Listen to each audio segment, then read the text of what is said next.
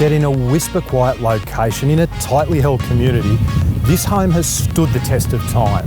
Whether it's for the first homeowner or for the investor looking for that potential of a second income from a granny flat, number 7 Isabelle Street, Seven Hills, is one you must put on your inspection list.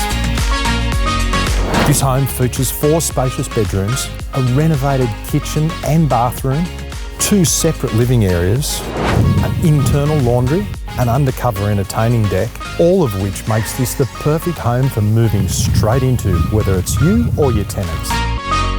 And how well located is this home? A mere 1,200 metres to Toongabbie Station and shops and 1,500 metres to Seven Hills Station.